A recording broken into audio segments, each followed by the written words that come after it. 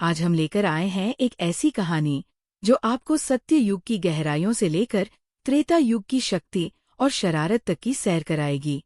ये है समुद्र मंथन की वो घटना जहां विष्णु जी का मोहिनी अवतार बना प्रेम और चालाकी का प्रतीक, और फिर उससे जुड़ी एक ऐसी दिव्य ऊर्जा जो बनी हनुमान जी के जन्म का कारण।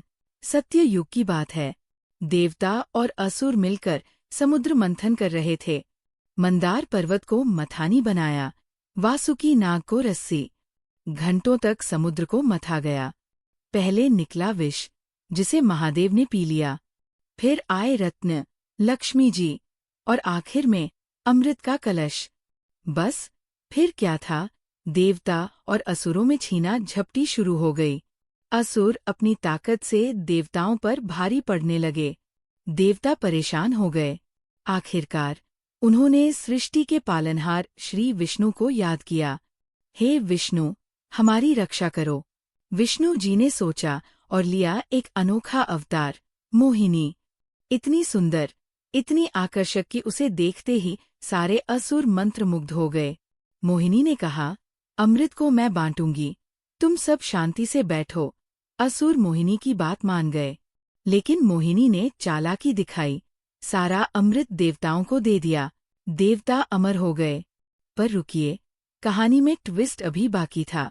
असुरों का सेनापति राहु चुपके से देवताओं के बीच बैठ गया था। उसने भी अमृत पी लिया।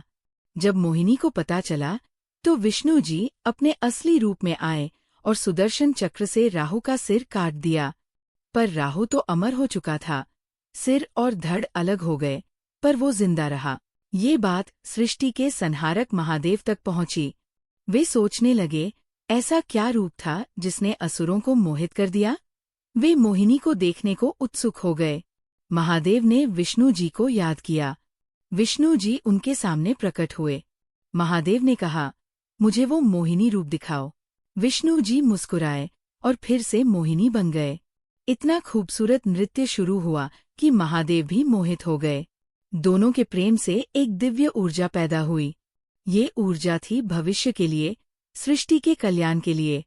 महादेव ने इसे नारद मुनि को सौंपा और कहा, इसे हवन कुंड में सुरक्षित रखो, सही समय का इंतजार करो। समय बीतता गया। सत्य युग से त्रेता युग आया। एक दिन महादेव ने उस दिव्य ऊर्जा को याद किया। उन्होंने पवन देव को बुलाया और कहा, इस ऊर्जा को कपी क्षेत्र में ले जाओ। वहां महाराज केशरी की पत्नी अंजना है, इसे उनके गर्भ में स्थापित करो। पवन देव ने आज्ञा मानी। रात के समय जब अंजना सो रही थी, पवन देव ने वो ऊर्जा उनके गर्भ में डाल दी। अब अंजना की अपनी कहानी भी कम रोचक नहीं थी। पिछले जन्म में वो स्वर्ग की अप्सरा थीं, नाम था पुंजिकास्थली। पवन देव उनकी संगिनी थे। दोनों का प्रेम मधुर था। पर एक बार पुंजिकास्थली ने ऋषि दुर्वासा का ध्यान भंग कर दिया। गुस्से में ऋषि ने श्राप दिया, अगले जन्म में तुम वानरी बनोगी। और ऐसा ही हुआ। अब जब वो ऊर्जा अंजना के गर्भ में गई, उन्हें मधुर दिव्य सपने आने लगे। गर्भ में पल रहा शिशु उनसे बातें करता था। 9 महीने बीते और एक मंगलवार को जन्म हुआ, महादेव के 11वें रुद्र अवतार का, मारुति का। पूरे कपी क्षेत्र में खुशी की लहर दौड़ गई। ब्रह्मांड के देवलोकों में जश्न मना। माता अंजना और पिता केशरी ने उनका नाम रखा, मारुति। यहीं से शुरू होती है हनुमान जी की असली कहानी। मारुति जैसे जैसे बड़ा हुआ, उसकी शरारतें भी बढ़ने लगीं।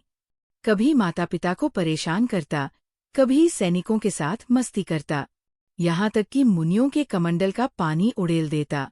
राज्य के बच्चे उससे डरने लगे। कोई उसके साथ खेलने को तैयार नहीं था।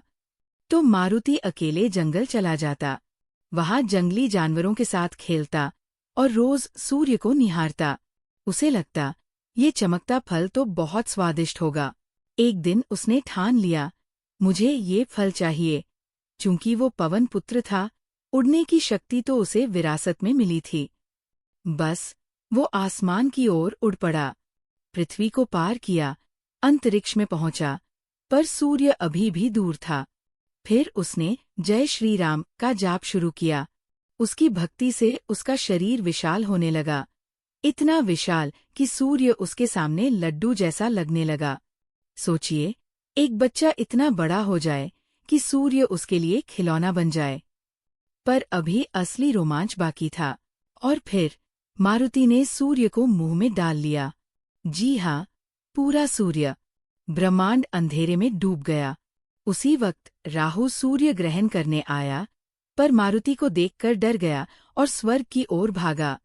सूर्यदेव चिल्लाए, कोशिश की, पर मारुति को रोक न सके।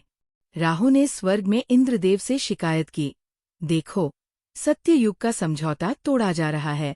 इंद्रदेव गुस्से में अपने ऐरावत पर सवार होकर सूर्य के पास पहुंचे। वहां सूर्य को मारुति के मुंह में देखा तो उनका गुस्सा 7वें आसमान पर चढ़ गया। सूर्य को छोड़ो, उन्होंने चेतावनी दी। पर मारुति को तो इंद्र का सफेद हाथी खिलौना लगा।